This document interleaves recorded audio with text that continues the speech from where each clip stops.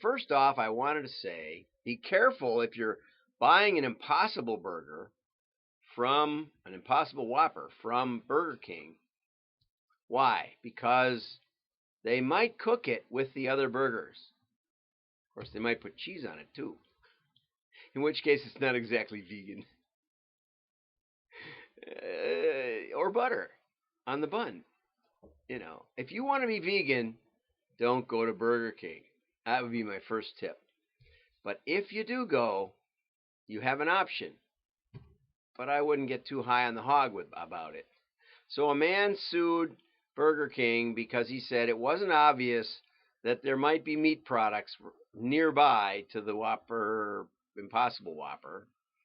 And, can we sue back for being so stupid that you're not going to Burger King if you're a vegan? In fact, Impossible Foods says they developed this stuff not for vegans, but for meat eaters who want to consume less animal protein, not for vegetarians. Burger King's website even says 100% Whopper Zero Beef for guests looking for a meat-free option. A non-broiler method of preparation is available on request. So just have some fun. Lighten up. That guy should get countersued. Stupid, frivolous lawsuits. And I like the Impossible Burger when I'm on a fast day from meat, which I do have many. Okay, another article. Maria Haggerty. She says Amazon or Nike was right to pull out of Amazon. Okay, got it? Nike made the right move because Amazon, while it has benefits, a built-in audience and speedy delivery, it makes you lose control of how your brand is presented. Okay, last year Nike partnered with Jet.com and said, it's the way in which people find, discover, use your product is as much part of the experience as the fact that you buy them and use them. Okay, so the experience is as important to some people as what they're getting. And when they're all mixed in with Amazon, you might lose track of the brand. There might be confusion and brand dilution. Okay? On the other hand, are they going to get it there fast with free delivery? I don't know. Amazon knows all about every buyer's steps, but Amazon doesn't share that with brands. Okay, you might get a better profit margin selling direct. Also could be true.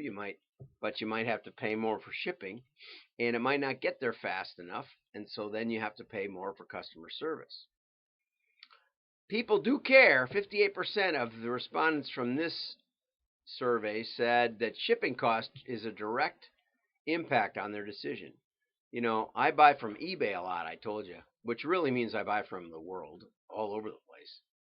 Canada, Europe, Asia, all over. And most of it comes pretty cheap. Although I did sell a phone, a brand new cell phone that refurbished or something, and for my daughter, and it took like 3 weeks to get to Utah. So, you can't necessarily control delivery if you don't use Amazon either. I want to make that point, Maria. So, you have to control your customer's experience and the fact that you can. But it's something to think about. Okay, now let's pick up again on the consumers are rejecting all tracking without explicit consent. I think one of the things that we're losing sight of in these discussions is what is tracking? Is the fact that I bought from Land's End, it's a Land's End turtleneck, Land's End fleece, love it. The fact that I bought Land's End, is that tracking my behavior? You could say so. On the other hand, is knowing that I go to ESPN, knowing that I go to Twitter, noting that I go to Facebook, and I buy from Land's End, connecting all those together. See, to me, that's much more tracking. Not that that'll tell you much, because doesn't everybody go to Twitter and ESPN and Facebook? Every now and then, at least. Which is one of the problems. Most of this data is totally worthless, right? We'll get to that in a minute. Okay, but all websites assume implicit acceptance, and here's the way it really works. It we ESPN might only capture a little piece. Facebook captures more. Amazon captures more, right? It's when we put it all together that it gets a little scary. Now, the other scary thing is CCPA, the California Consumer Protection Act, says you can find all this stuff out. You can push a button and it's going to come to you and you can check out if it's valuable and if it's accurate. Okay, good luck with that. For one thing, I've never looked at one person on our database of consumers. And if I did, I don't think I could make much sense of it because, I have all these tools that put all the variables together. And we don't put them together by consumer. We put them together by groups. Okay, so we have the high, medium, and low income. We have the high, medium, and low high school graduation rate in your neighborhood. We have the people who bought once. We have the people who bought more than once. We have the people who spent a little. We have the people who spent a lot. Now, I look at the results based on those groupings because at an individual basis, it's not statistically valid. But how do you make sense of it if a consumer says, I want all that? It's only like 600 columns if you gave them a spreadsheet. And not very well labeled, I have to say. But even if it were labeled 100%, do I give them the score of their behavior? So I say, oh, you're a 5 score on frequency. It's a piece of information that's in there. What does a 5 score mean? It means something different every month with us. And if we roll it back in time, it means something different again. Because our whole database is time independent. We move it back and forth. We make it look like you looked a year ago, 10 years ago, whatever amount of data we have. So how do I give you how you look? It's dynamic. I can give you how you look today. But even that, today, spending $10 might get you a 1 score in monetary life-to-date sales. In another year, spending $10, well, can't go down any. Maybe let's say $100. $100 might get you a 3, okay? But in another year, $100 might be a 2 because we've accumulated more sales. It's just not. It's not going to make any sense. Okay, so what are my plus, what am I going to give you? The average time spent on Facebook per day, per week, per year? The number of groups you visited? The number of articles you paused on? I mean, Facebook has probably thousands of variables just on how you move around in Facebook. They don't know what that all means either. Anyway, you think that's bad? Now, facial recognition is catching on in retail. So by just walking into the store, you're giving your consent. And when you walk into a store, we assume you consented to pretty much anything that can include surveillance in the public areas. There's nothing limited. Consumers who want to opt out are out of luck. Okay, as I said yesterday. And people are doing some creative stuff with it. And in China, they're identifying you personally and maybe connecting you up with those other behaviors from other retailers and from other online stores, etc. But in the U.S., mostly it's to determine age, gender, and ethnicity. So we might decide if you're Asian or I don't know how fine they can slice it. Eastern, Mediterranean, or Northern European, or Southern African, Northern African. I don't know. It's not easy. We should get DNA samples as you touch the cart. Walmart's keeping track of your heart rate, or they have a patent to do it, and your grip strength as you move the cart to know if you're passing out. That's the next part right down here. My goodness, what do we do with all that stuff? I'm not 100% sure. And if you ask consumers, they don't know what GDPR is. They don't know what CCPA is. They'll be like the Burger King guy. Well, I can sue because I know there's a law, even if I don't know what it's about. Haven't helped the merchants. On the contrary, 97% worry about protecting their data. You know, you can't not generate data. It's part of being alive. It's the way it is. Okay. So anyway, there's one more article I want to get to about how not to be creepy. And this was a pretty good article, I thought. There was no author listed. This was from an article on like business. It was something like Business India. It's really good. I go all over the world for this stuff for you guys. Okay? And it said marketing experts are reconfiguring their techniques because we're not necessarily going to be able to use cookies anymore. Cookie is a thing that you go to a Land's End, let's say they drop a cookie on there, and then you go to ESPN and there's another service that looks for that cookie, right? Or you come back to Land's End and they see you again.